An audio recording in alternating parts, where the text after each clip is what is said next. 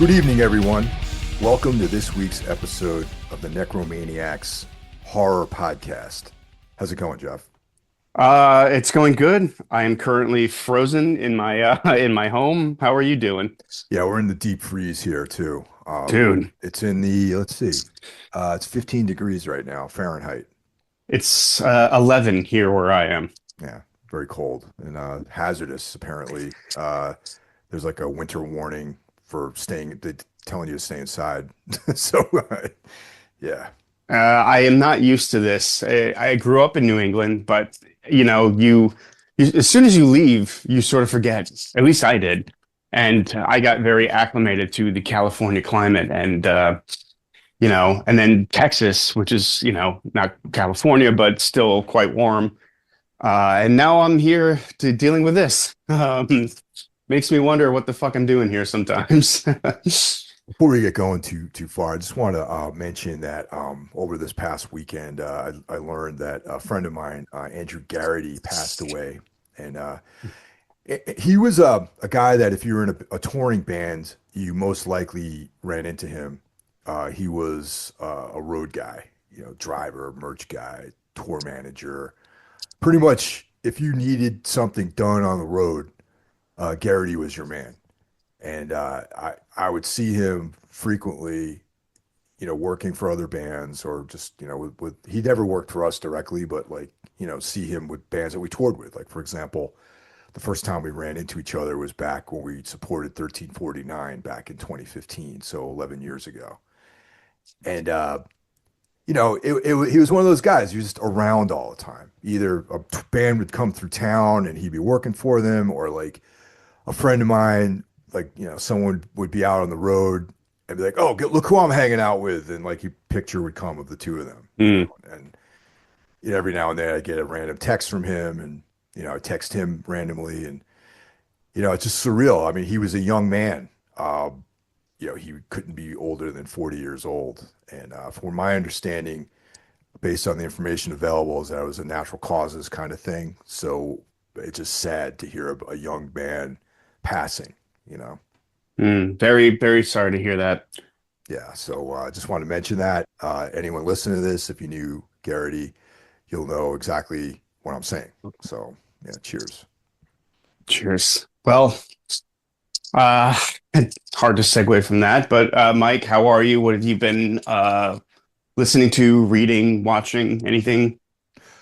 Well, as far as watching, I checked out a movie called The Smashing Machine, which is on, Oh, yeah, it's on Max, HBO Max. I have that.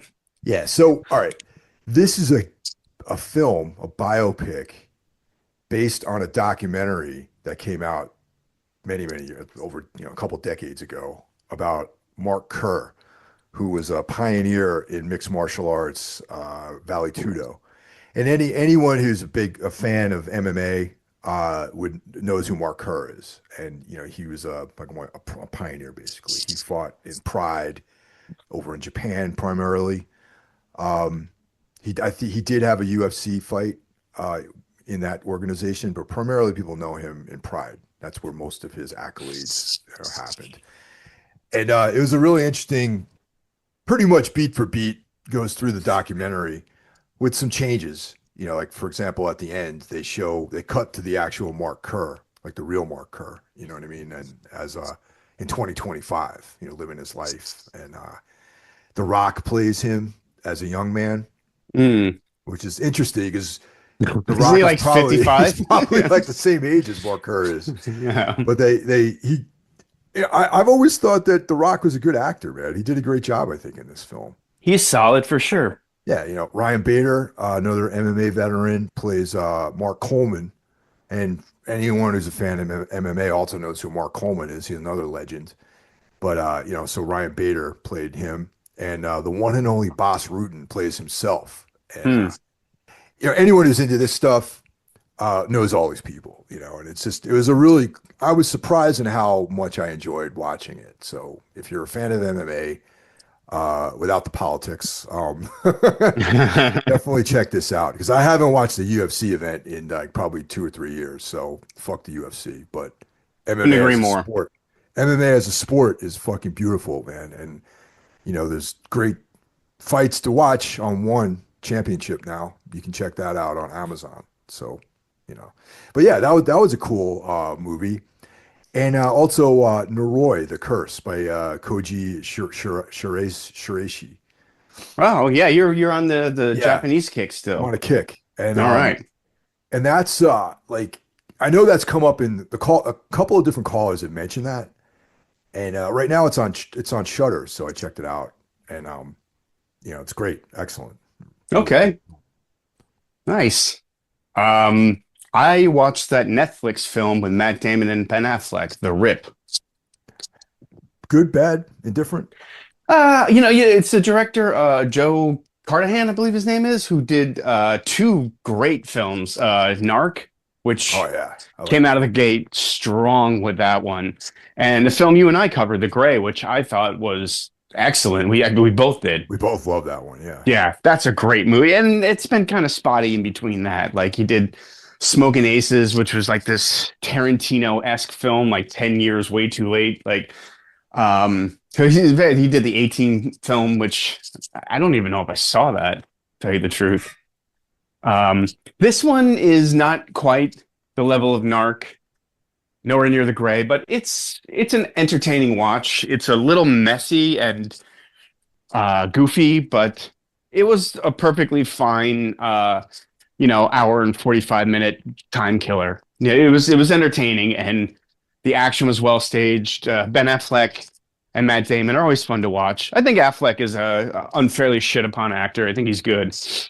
And I agree with that. I agree. Affleck's a good actor. He's definitely yeah. solid. And you know what, dude? Great choice for Batman. I stood behind that the moment I heard it.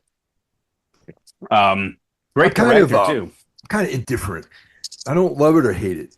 Him playing Yeah. Batman. Yeah, I thought it was a good choice. I wish he got a better film to be Batman in because he kind of got like an unfair shake with the whole Zack Snyder verse. That whole DCU was just it's a hot mess. So they had to go and reboot the whole thing with a film we covered, The Batman. that was cool. I That enjoyed was that one. yeah. Finally, Batman Part Two is going to start filming next month. Finally. But yeah, if you're a fan of like cop actioners or whatever, you could do a lot worse than The Rip. Yeah, Uh, I'm planning to check that out. Definitely. definitely worth a look for sure. Other than that, watched a few classics.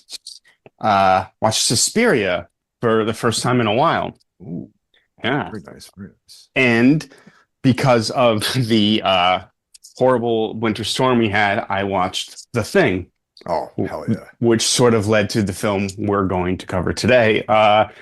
There's nothing I can really add to the conversation about The Thing. Yeah, I think there's a handful of perfect movies, and The Thing is one of them. I mean, there's nothing bad to say about it. It's perfect.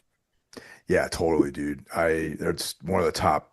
That's in the pantheon of excellent horror films for sure. Absolutely. And it almost seems like John Carpenter never quite got to that level again. And I mean I love most of his output, but like some of it's a little cheesy or dated or nothing. Like The Thing today is still perfect. Like there's no little thing to like nitpick. I just think it's incredible. What's interesting about John Carpenter and his films is that aside from the thing really stands out, and I don't know fully why, but Mm, like the other entries into that apocalyptic apocalypse trio, like for yeah. example, trilogy, Prince of Darkness, which is great, Hmm. and I'm going to say the Mouth of Madness.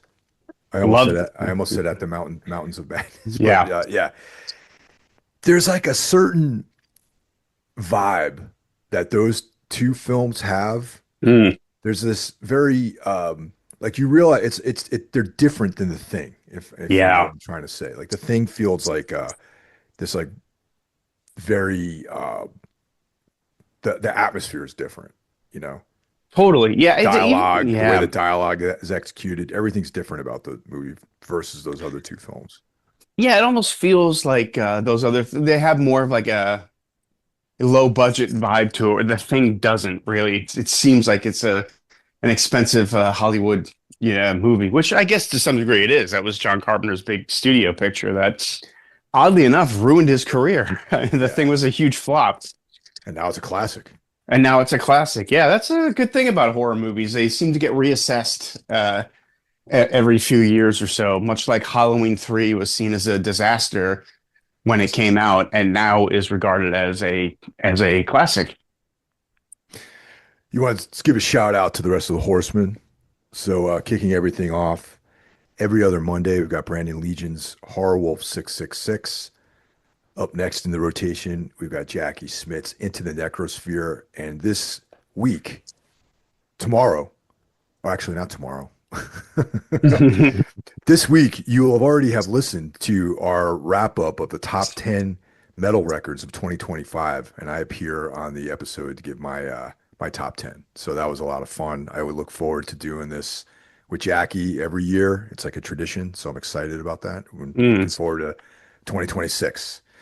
Wednesday, we've got Everything Went Black as well as Iblis Manifestations. Thursday, we've got this podcast, the Necromaniacs Horror Podcast, as well as Day One of Soul Knox, brought to you by Carl Hikera. Friday is Spitball Media. Saturday is a day off. Sunday, Carl returns with Day Two of Soul Knox.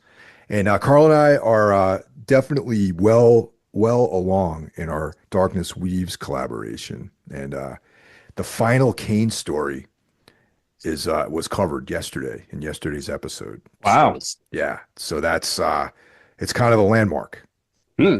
and that's it, man. That's like a whole week of content for you guys. Mike, I got to ask, did you put your own record in your top 10 metal records of the That year? was number one, of course, man. You know, what do you think? What do you think you're dealing with here? Of course, I tooted my own horn. No, Amazing. no, that would be. Uh, I don't know. That's I don't know anyone who would do something like that. that's a bigger offense than wearing your own band's t-shirt, I think. Yeah, yeah. Though I have worn on tour like Tombs hoodies before. Yeah, okay, that's acceptable as long as you don't wear them on stage. Yeah, like no, not on stage. No, I Yeah. usually have like a suit of armor and stuff like that that I wear on stage. Chainmail, I, capes. I was wearing a Solaris shirt the other day, the movie, Yeah, and at work, and someone asked me like, "Oh, Solaris was that your band?" Like, you don't wear your own band's t-shirt, like no, even if not you've in the been, world. No, no, definitely not not. even if you've been broken up for 14 years. Yeah. That's a no-no.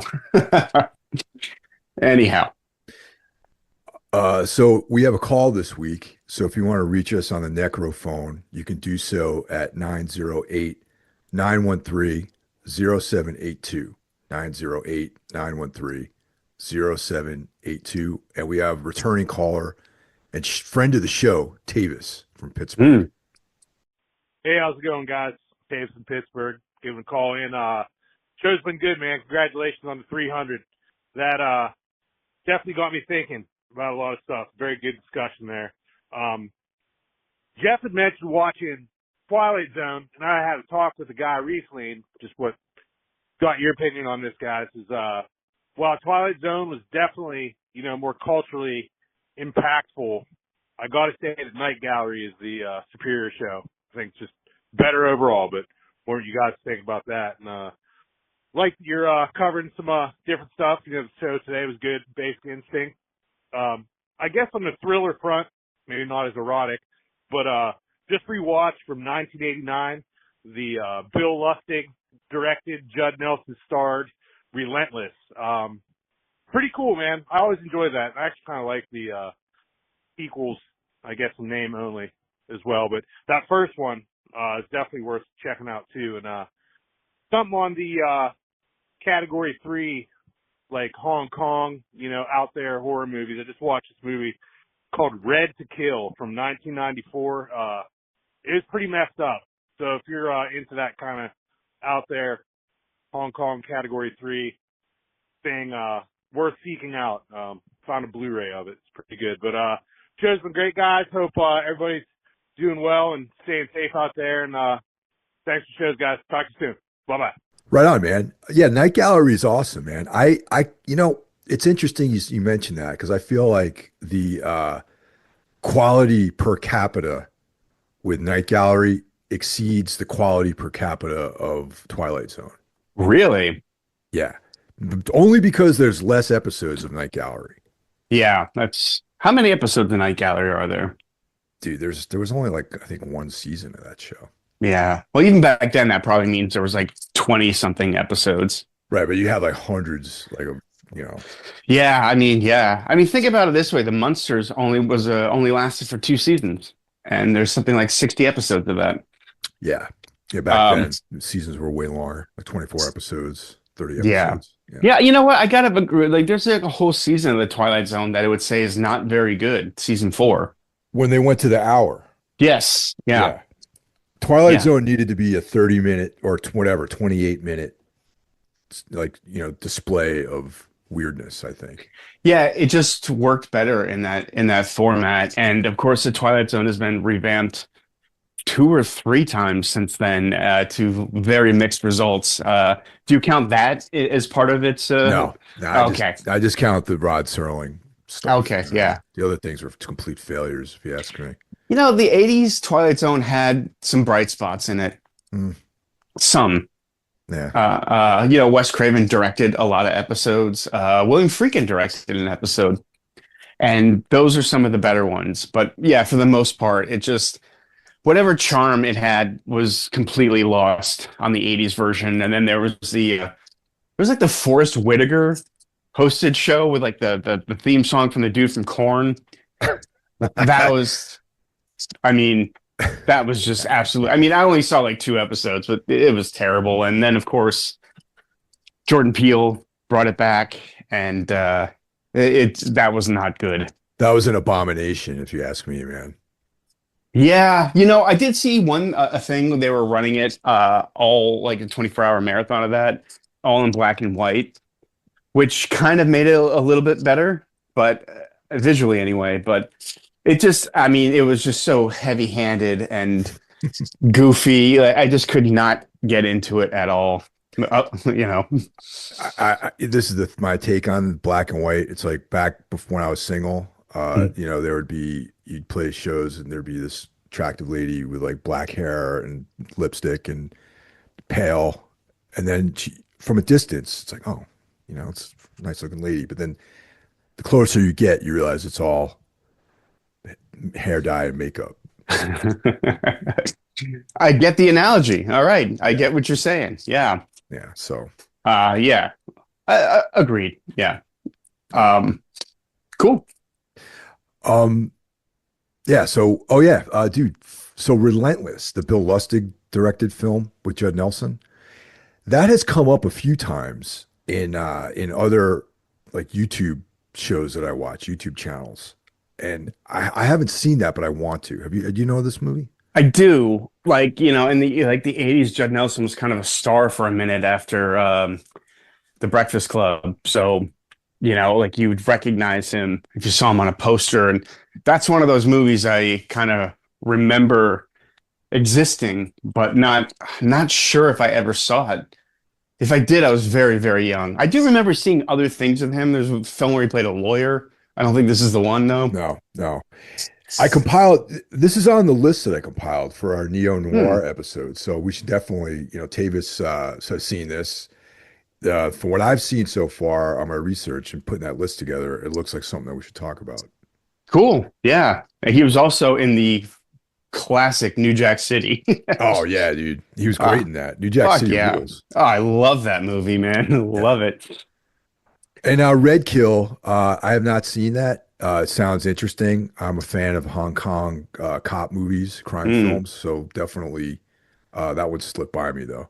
But thanks for calling in, Tavis. Appreciate it. Right on. Empathy with the land. Is this learned in childhood?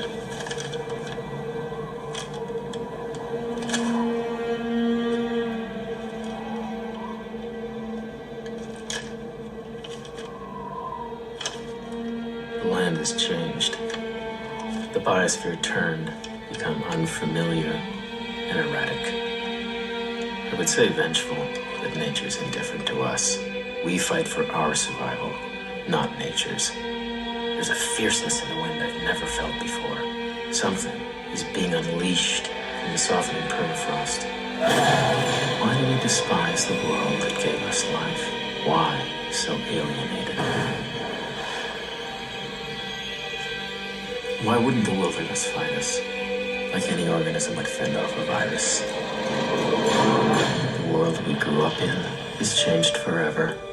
There is no way home. That brings us to this week's feature film, The Last Winter, directed by Larry Fessenden, who is sort of a hero in the independent film world. As he should be. Yeah, I'm a fan. I love most of his films. Me too.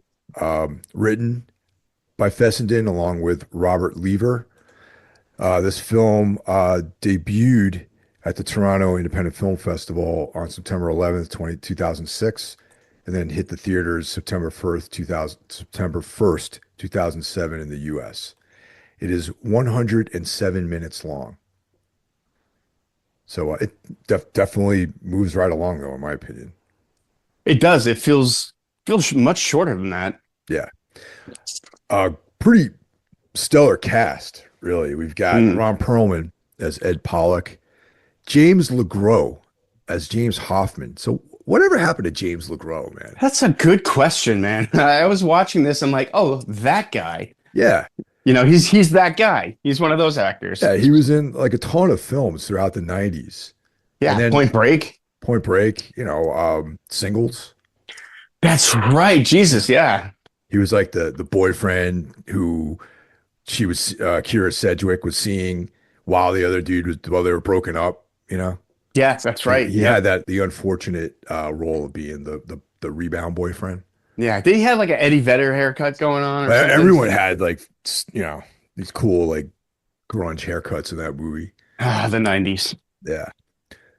Connie Britton as Abby Sellers, and you've seen her a lot too. I can't place where I've seen her before, but she's like the kind of like like milfy, like regular lady. You know what I'm saying? She was on the TV show Friday Night Lights. Yeah, there you go. Yeah, I think don't quote me on that, but I'm pretty sure. Zach Gilford as Max McKinder. He was on Friday Night Lights. Okay. Yeah. We've got Kevin Corrigan, the great Kevin Corrigan as Motor. I love seeing him in movies. Hell yeah. Great small role in The Departed. Yeah. Let's see who else. Fessenden has a cameo in this movie too as a helicopter pilot. That's right. Yeah, that's him. Yep. Yeah. Yeah, not a big cast at all. Small setting, which is something we love here on Necromaniacs. Not action or special effects heavy. It's very atmospheric and relies a lot on dialogue too. Yes, it does. I have to point out that the special effects are some of the weaker elements of the film, but we'll get into that. It doesn't ruin the film by any stretch. No. Yeah. I mean, the story is solid and the performances are great and just the whole narrative it works. You know what I mean? Yeah, it's kind of interesting you say that it doesn't rely on like stunt work and special effect. It almost kind of reminds me a little bit of like Session 9. Like it feels like that kind of a horror film, which is even less reliant on special effects and stunts. There are some big set pieces in this film, but it is very dialogue driven. And this is one of those types of movies where I think that I would, if I just read the script, I would be completely happy with it. Oh yeah, absolutely. I can imagine reading this and you can just picture it exactly as it is. And that's kind of like what this movie does is like the dialogue sets up a like this really heavy, intense atmosphere and all the conflicts and everything, and the acting is done really well. And then you have this incredible backdrop of the Alaskan wilderness, which really gives you this like Jack London-esque feeling of being out in the middle of nowhere, remote, the winter bleakness, like all this stuff is a character in the movie. 100%. Yes. Obviously, I mentioned The Thing earlier. This is what kind of sparked my idea to even watch this film in the first place, but and to cover it. This film gets compared to The Thing quite a bit, and I mean for obvious reasons, but it also the way it sets up the characters and how you get to know them throughout the film without like a ton of exposition. You kind of find like who these characters are all about through the dialogue throughout the film. You know what I mean? It's not like, hey, you're Motor, you're the guy that fixes everything. You know what I mean? Yeah, expertly done. Yeah, yeah. It's a smarter movie, I feel, than it gets credit for. So the setting is that there's this abandoned oil well, like up there in the north, and they're doing this environmental analysis of the area too, and that's where James LeGros character Hoffman is a pretty well known. I'm going to make a guess and say that he's like a geotech environmental engineer type guy who, has been studying the effects of climate change, and he's written papers and articles. So he's on site kind of evaluating what's been going on. And some of the work that he's done has shown that there's been an increased rise in temperature Mm. in the area. And yeah, so he's got what's his sidekick's name? Elliot. Elliot, yeah.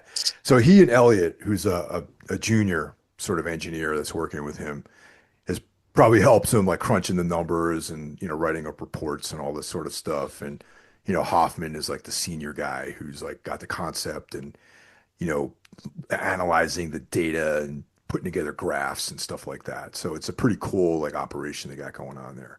Yeah, there's sort of like the thorn in the side of the more corporate people. Yeah, They don't work for the company. The company's called North. They work for the American people, as Hoffman puts it. But I like that it sets up already. There's a tension in the group. yeah. Um, it doesn't, and again, that's something that's doled out throughout the film. It's not told to you right away. And I love how that comes together, And then Ron Perlman's character, Ed Pollock, This guy. he's like the gung ho, get shit done. I have a job to do guy, like the superintendent. And so the goal is to you know, open up this reopen this well and build a processing facility around that and start, building a pipeline and just start, rocking and rolling, drilling Yeah, and getting the crude oil flowing. You know what I mean? right.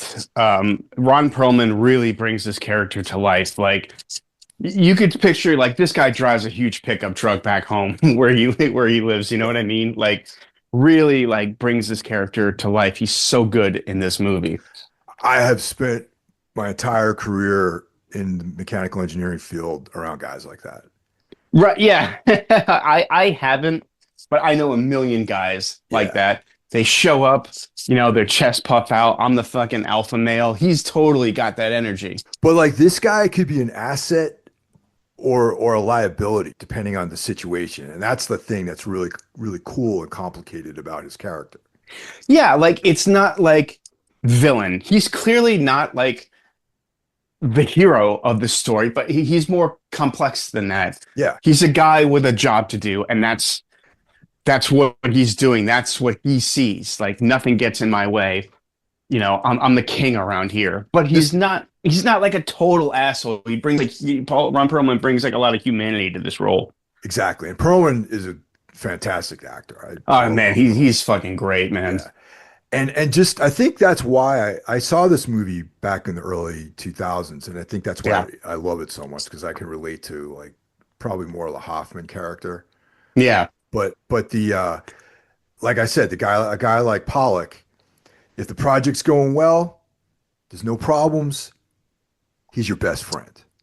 Yes. He'll organize the shit out of the job. He'll supervise everything down to the T. Project will come in under budget. You know what I mean? On time, get it done. And like Yeah. the best. But if there's any issues, you're the fucking problem. Like he will be like, oh, he's fucking Hoffman, he's like Yep. getting in the way. these goddamn engineers, they won't mind their fucking business, that kind of stuff. You know what I mean? Yeah, oh yeah, yeah, 100%. Like I love the way this character's introduced. Like he gets off the plane, huge personality, like, hey, motor, great to see you, hey buddy. And like, he's got something going on with Abby or did at one Oh, point. yeah, that's right. Yeah. That's a little undercooked, but like it's not like a huge part of the story, so I don't mind. I think it's kind of perfect, really, because they Yeah. kind of talk about it towards the end of the film. Like you kind of like he goes into it a little bit more when he's with Hoffman out on the ice. And Yes, you're right. but yeah, but Hoffman's shacked up with Abby, you Yeah. know, and Pollock does not like that. he's not down with that at all. You know what I mean? Yeah. And But I I gotta mean, be honest with you, it's a little unethical too for Hoffman to be doing that. oh, absolutely. Well, and for all three of them, really, like, Yeah. because you eventually learn Abby's kind of more of like a corporate stooge than she appears. Oh yeah. Yep. Like, it felt like it was hinting at that her sleeping with him was a way to like keep him in line. Did you get that from? Yes. Yep. Okay, all right. To sort of soften him up, make him a little more pliable, you know? Yeah, it doesn't explicitly say that, but I got that Yeah. feeling because, Hoffman seems shocked at some of the things Abby says like later on in the film. Yeah. Like, what are you talking about? You're not who I think you are, Oh, Uh, totally, dude. I Yeah. feel like there's a version of this film that's like 20 minutes longer that has a lot more of that stuff. But I have to say though, I like the terseness of the way that they deal with that. Like in a way, I feel like if they had gone deeper into it, it would have bogged the story down a little bit. Yeah, you can kind of see why it got, and this is just speculating, but like you can see why that stuff probably got cut if it did exist at all. But Yeah, because right now the cut that we watched is like 107 minutes long. So I get it. right, but there's little things like the character named Maxwell. There's twice in the film that I noticed that they refer to him as House, Yeah. like Maxwell House. Yep. I was like, oh, I bet you there's so much on the cutting room floor of like character stuff, like that interactions between all these people that probably seemed like Fessenden was like, well, this just isn't important. You got to move this along. But I would have appreciated like a 20-second over lunch or breakfast, a little snip there where they could have like established that he was Maxwell House. Yeah, exactly. Yeah. I could have used just like, yeah, a couple more minutes of character stuff would have gone a long way. But at any rate, it doesn't feel undercooked. Like I said, you kind of these characters are well defined throughout the film. You're not really like missing anything, I think. I just would have liked a little bit more of that. They were interesting characters. Yeah, definitely. So we got the icy setting. We've got problems because they're trying to, Perlman's character, Pollock, wants to start bringing all the rigs in to start getting equipment in place and, bringing in the crew and start rocking. And Hoffman says that we can't bring any equipment in because the ice roads it's not cold enough. Right. And so And that's the beginning of their conflict. And he's like, oh, what the fuck are we going to do now? Can't you just sign off on this shit? yeah, exactly. And you're like, well, it seems cold to me. Yeah, it seems cold to me. Yeah. Yeah. And I like that too. They had this little like football game after dinner, which kind of becomes an important plot point in a way because old Elliot gets his nose broken during that football game. Yeah. And now Elliot is one of Pollock's buddy's son. No, that is Maxwell. Oh, I'm sorry, Maxwell. Yeah, yeah. Elliot is one of I got a little confused as to like the names and everything too, but like Elliot's like he's Hoffman's like guy. Okay. Maxwell's runs into him and breaks his nose basically. Right. Okay, that's But what it is. Yeah. the way Pollock handles it is very much in line with who he is. Like, he's fine. Get his nose looked at and it's fine. And clearly his nose is fucking broken. There's not much you can do with a broken nose, though, really. Yeah, very true. You ever broken your nose? 5 times. Wow. Yeah. Now, as far as I know, I've never broken my nose. Yeah. When I had an exam because I had this like weird thing in my mouth, like this like little. It wasn't like a tumor, but like this a little growth in my mouth, and I got examined. Uh, and the ear and throat guy was like checking my nose, and Hmm. I have like a deviated septum and all that stuff. And he's like, have you ever been hit in the face before? And I'm like, many times, doc.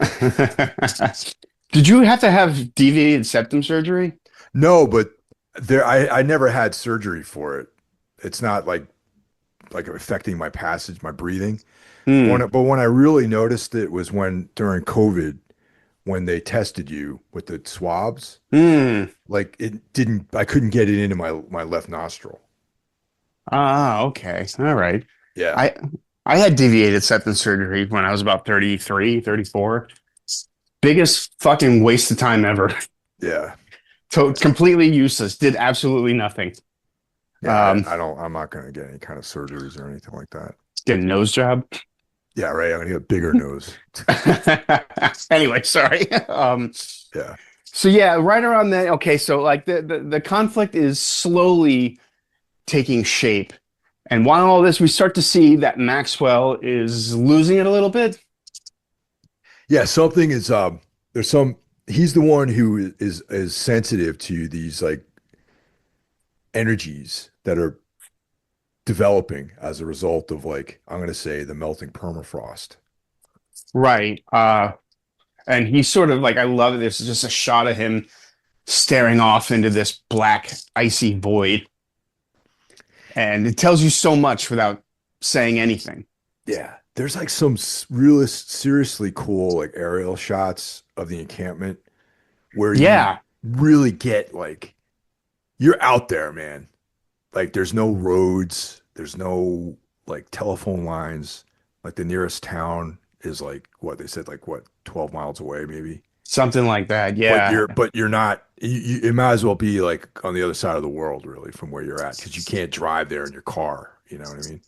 Yeah, the film did a really, really good job of setting up this isolated feel to it. And, I mean, I guess this was filmed in like Iceland and parts of Alaska, but yeah, it looks like the absolute middle of nowhere. Yeah. So, oh, by the way, Zach Gifford, the guy who plays Maxwell, Hmm. you might recognize him from Midnight Mass. Yeah, he's one of that guy's regulars at this point. Yeah. Hmm. What's his name again? Zach Guilford. Oh no, the guy who made Midnight Mass. I'm forgetting Oh, his name. Mike Flanagan. Mike Flanagan. Yeah, that's Yeah. right. Yeah, Yeah, he calls on him a lot, you know. he does. He's very good in this too, though. Yeah, he plays these kind of like mopey, like kind of like emo like guys, really Dude, well. he looks so much like this dude I used to live with in Boston. Like it's every time I see him, I just keep thinking of my old roommate, and he was kind of that guy, you Oh know? yeah. Yeah, yeah. So yeah, he's sort of like the first to sort of start to feel the effects of what's happening, and you get a sense that Hoffman also like knows something's up, but he's kind of keeping it quiet. And before, like kind of announcing that he knows something's up, but he's suspicious of things happening.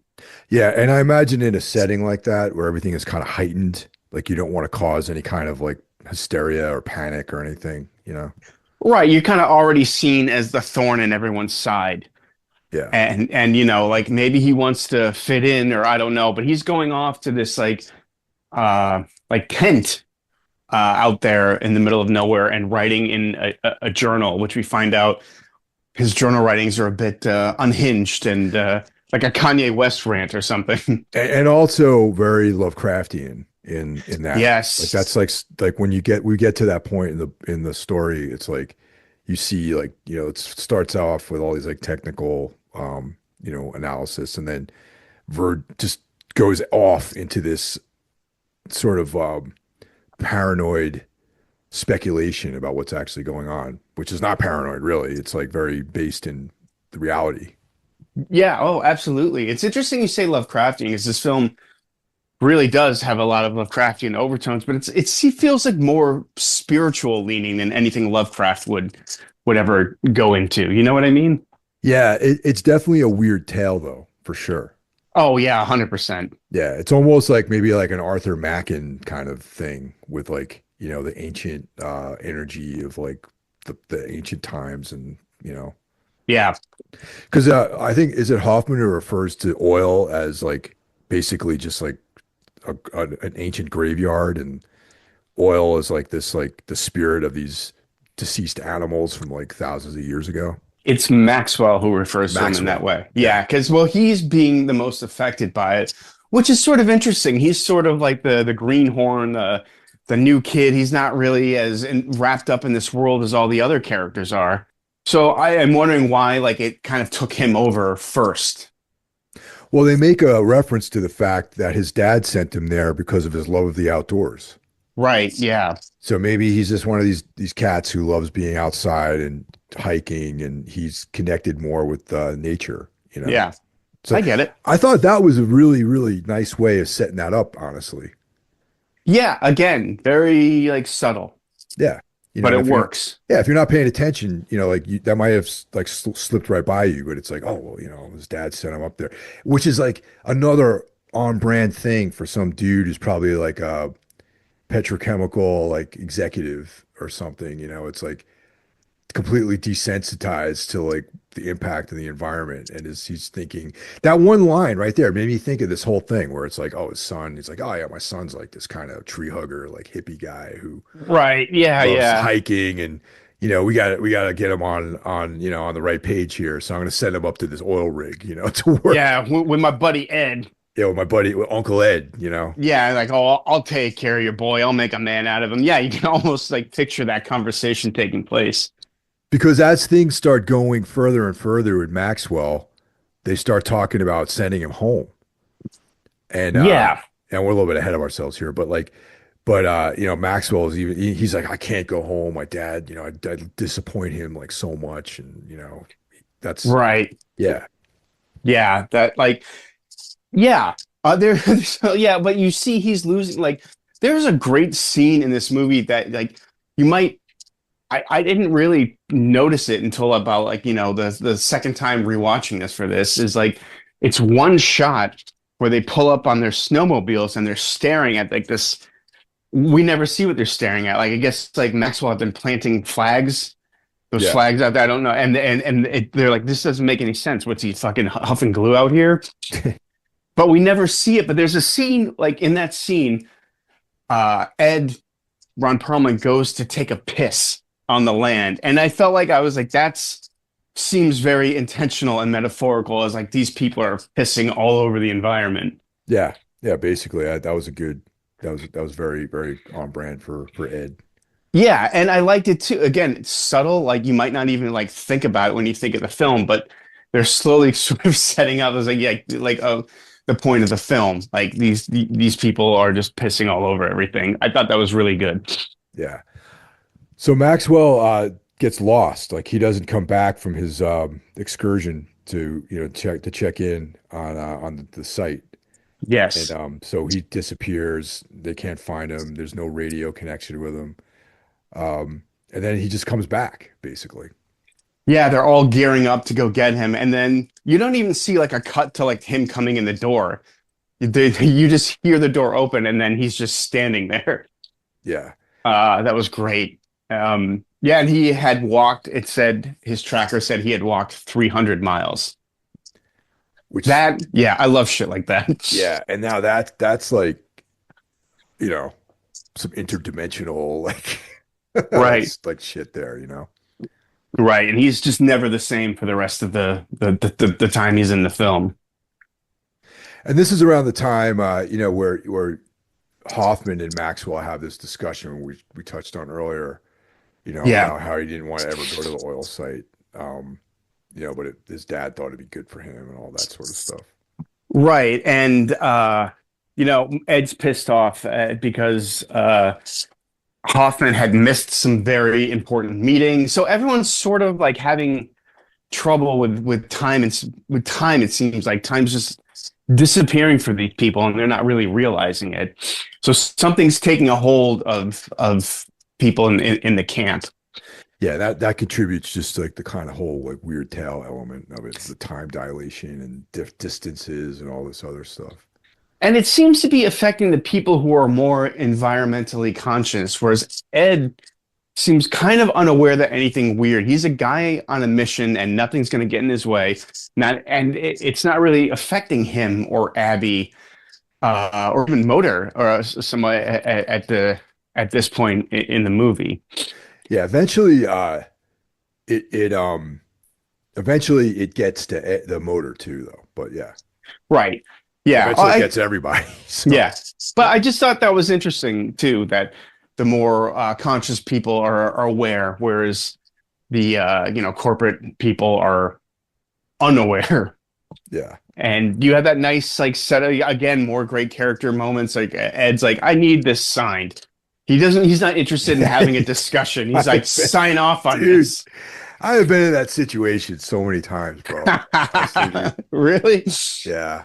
Oh man. Not so much these days, but I would say like maybe the earlier years of doing workout. Like I don't really go out onto the sites too much these days, but like when I used to go Hmm. out like into the field like that, you have to, I need you to sign off on this here. I'm like, well, first let me read it and Right. let me see if it's right, that kind of stuff. Yeah. Ed pulls some strings and has him fired, basically. Yeah. Yeah. So they're going to send Hoffman back because he's not playing ball with them. Yeah. And Maxwell also kind of pleads with him to like blow the whistle on this whole thing. He's like, I know he's got all this data about the rise in temperature, and he needs him he's like, you should tell the public about all this stuff. Yes, yeah, exactly. And that's, I guess, what he wanders off naked after that. Yeah. And he sees this like herd of caribou, but it's not none of that stuff shows up on the camera when he comes back, when they find him dead, basically frozen to death. Right, his eyes missing and everything. Yeah. This is when we start seeing some of the special effects, like, this stage of the film. Right. There is a great dinner scene before that. I wrote down where Elliot's nose is bleeding. He's fucking hammered. And you start to see a different, like, Ed seems like this shit is getting to him. Like, it's causing him stress. He's like, look at you, you're pathetic. And oh my God, can't you people be more positive? Like, he's starting to crack a little bit. Yeah. Yeah. So that's, it's kind of, Elliot things don't turn out too well for Elliot either. Yeah, no, they really don't. They don't turn out well for anyone. For anyone But in yeah, this film. Yeah. but like the death of Maxwell and them looking at the tape.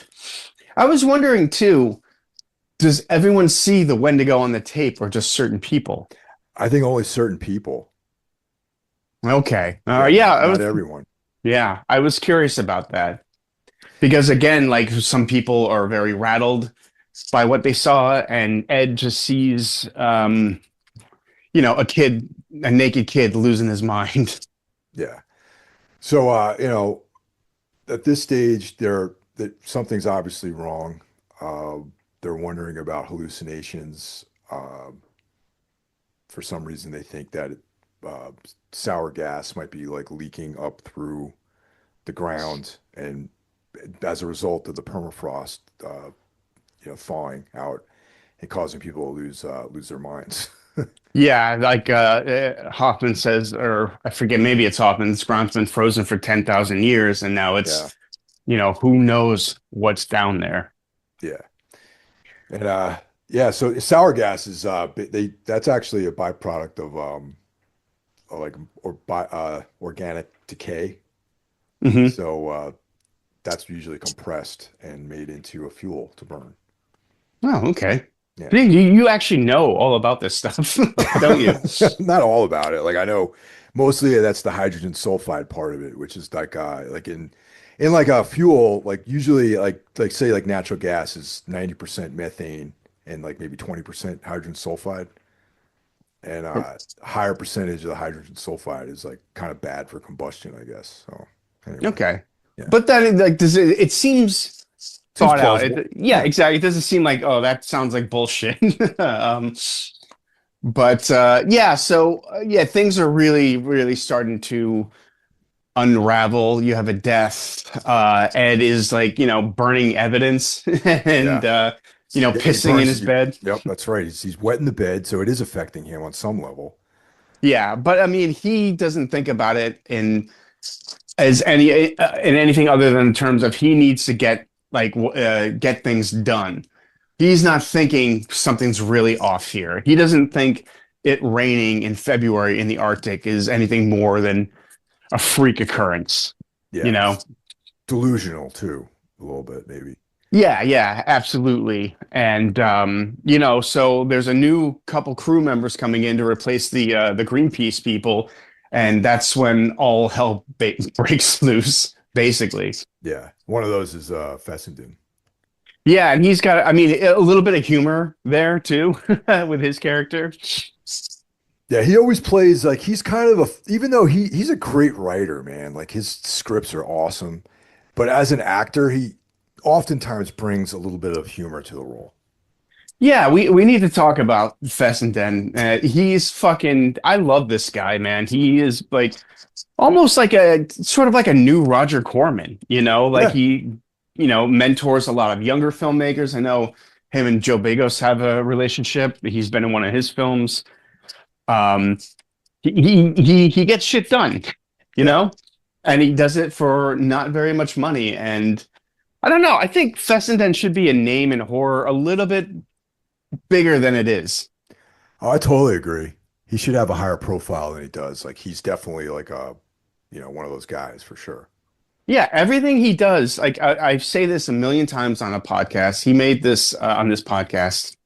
He made a film called Beneath, which was like, a sci-fi, made for sci-fi creature feature type of film, or at least that's how it's perceived. It is so much smarter than that.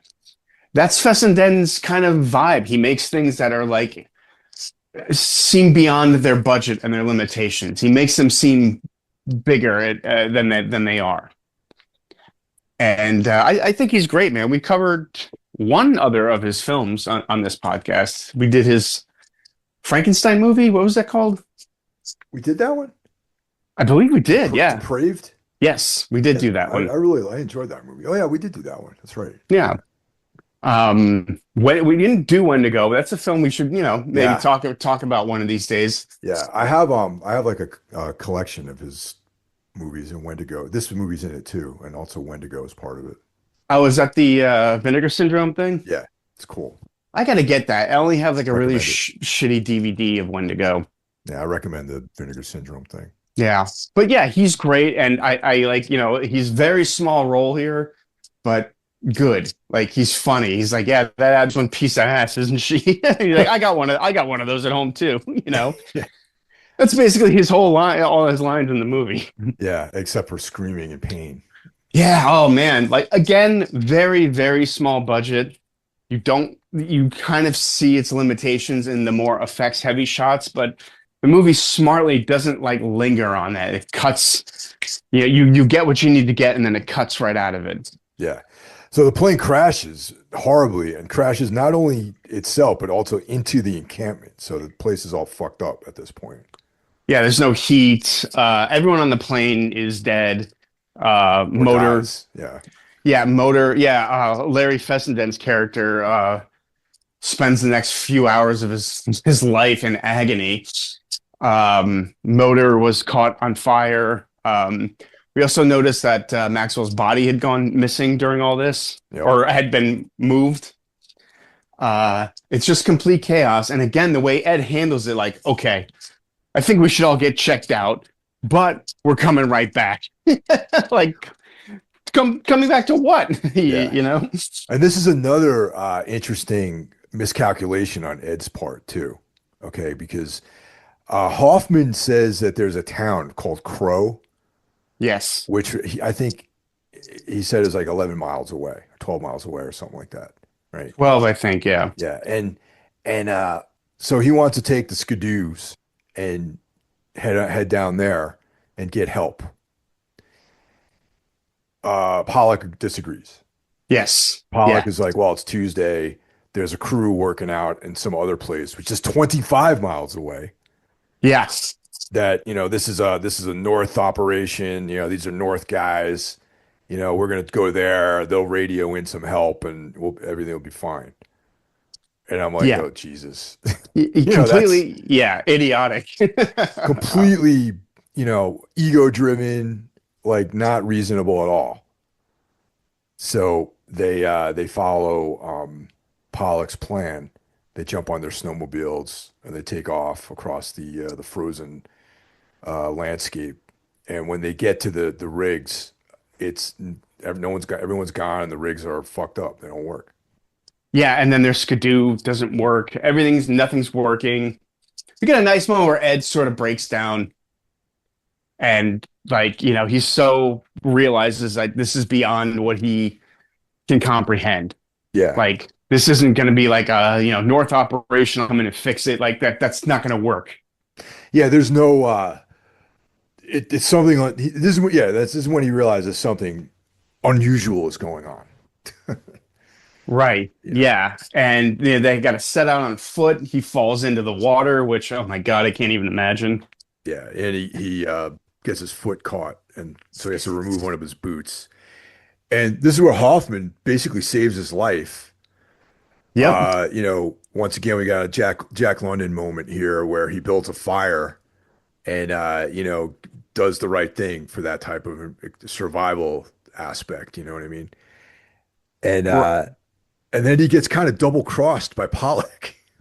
Yeah. Yeah. This is an interesting part of the film I wanted to talk about. They're almost kind of having like a heart to heart understanding of each other a little bit, but it never drifts off into sentimentality or cheesiness or anything. And it's almost like, yeah, like Ed is like put off by this and has to like assert his dominance again. Like, all right, enough of this nonsense. Give me your shoes. Yeah, it's like I need your boots. Yeah. Um, Yeah. It was this is wild. this is around the time where he does talk about his feelings for Abby a little bit. He does say that, we gave it a go. And so for him, you get a hint that he actually had deeper feelings for Abby. Yeah. Probably he's not the guy who's too in touch with his emotions either. That like just admitting that probably made him feel like less of a man. Yeah, exactly. Yeah. But also, did you think at this point the effects, was that like something Ed would have done normally, or is now this thing really taking a hold of him? Unclear, actually. I could go either way with it. I do think that Ed would have demanded Hoffman's boots anyway. Yeah, like I'm kind of with you there. Like I wasn't sure either, but like it was so abrupt that I thought, okay, like this is clearly like he's no longer 100% himself. Because we see back at the camp, like, the cook is like murdering people. Yeah. Like it's taken a hold of everybody now at this point. Lee, the native guy who works there, he Yeah, just like, he vanishes. that's right. Yeah, you kind of you're like, what the fuck happened to that guy? You don't know. Yeah. Like again, maybe they didn't have enough money to film like his death scene or something, but yeah, he's just gone. Like, peace, I'm out of here. Never see him again. Like you see his boots. Yeah. Like so, you sort of think he just wandered off to die, freeze to death. So Ed acquires Hoffman's boots and he wanders off by himself over this rise, which you're led to believe leads down into like a town on the other side of that hill. Yes. Yeah, and then Hoffman wakes up and he's like, "Where the hell's Ed?" Right. And I wasn't 100% clear what happened. Like he kind of gets pushed or something and falls in off that ledge and lands next to Ed. Well, this is these ghostly, caribou.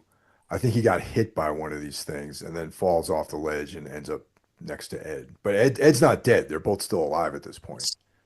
Right. Yeah. And this scene is kind of interesting too. Like, I guess it would be their death scenes Yeah. where you really see the difference in how they are by the way, like James sort of gets carried off by this Wendigo, and it almost seems like his death is peaceful. He has memories of his childhood in the snow and calling out for his mother when he was a kid, whereas Ed is just like brutally like torn apart. Yeah. He can't see anything. He can't see like the herd of Wendigos or anything, but James can. Um, so even up into his death, he was like refusing to see what was right there, what was obvious. Yeah, and yeah, I thought that was very interesting too. Like even to the end, like Ed is completely blind and ignorant to what's really going on. Right. That's what that scene told me, basically. Yeah, 100%. I wish that was a little bit more fleshed out, the ending. It seems, or that ending of that whole the arc, it just seems very a bit abrupt. You don't really find out too much more about what this thing even really is, which is okay, and ambiguity is a good thing, but that stuff doesn't feel as fleshed out as it could have been Yeah, yeah. a little bit. I could have gone with a little bit more in that area too, honestly. Yeah, just like, not a ton, just a little bit more. And because, I mean, the ending, the actual ending, Abby, I guess she wakes up in a hospital, not really sure how she got there or anything. And it looks like the beginning of the end. Yeah, yeah. It had strains of like 28 days later, which he wakes up alone in this facility, and one of the doctors like or attendants like hung himself by killed himself, Right. and then she starts wandering through, and the place seems just deserted, right? Yes, but the news is still on, so there's still life out there. Yeah, and I would say this is probably that town Crow that Hoffman wanted to go to originally. Yeah, Probably the nearest place they could have gone for help. And right. Yeah. probably because the plane they lost contact with the plane. Yeah. They probably sent someone up there to investigate it. That's probably how they found Abby. Yeah, I was thinking that too had to be something like that. Like, I guess the film doesn't really need to show you that. It Yeah, seems fairly obvious that you could put that together in your head. yeah. And then the sort of like the coup de grace of this movie is like when she opens the door and there's like rain. It's raining and all the snow is melting and it's just apocalyptic. Yeah, she's not in her gear. She's just wearing like a sweater, and yeah, it's the beginning of the end. Something truly terrible has been unleashed into the world. Like, the end. Yeah. Or is it terrible? Well, Hoffman makes that point in his journals that, like, of course nature would fight back, yeah, like anyone would fight back against a virus. yeah. I was going to bring that up too. Definitely. It's Yeah. yeah, fucking great, man. Excellent. Yeah, this is a really movie that kind of got overlooked. You don't really hear a lot about this movie. You talk amongst people about horror movies, this comes up. Most people haven't seen it. And it really deserves some eyes, man. This is a really, really good movie. Yeah, yeah, and like most of Fessenden's films, they either you know them if you know them. You know, I Yes, feel like Depraved actually got a little bit of shine when it it came out. did. Yeah, Yeah, it did. but Deservedly so. he needs to be more of a household name, I think. Yeah, like he comes up as a producer on a lot of like movies that got, he really brought the world Ty West and Adam Wingard and all those guys. And he pops up as an actor in their films. But yeah, as a director, I don't think his films necessarily get the love and respect that they deserve. Yeah, no, totally. So what would you give this? I give this a 4. Oh, okay. Um, it's not perfect, obviously, but I think this is a really rock solid, good movie that, no, it seems like every like 5, 6 years I see it comes up and like, oh, I gotta watch that again. Yeah, I give it a 4.5. I think overlooking the special effects, Right, this movie really is like top notch, man. It's like the acting is great. I think the script is great. I think the way that you know, they don't kill you with narrative.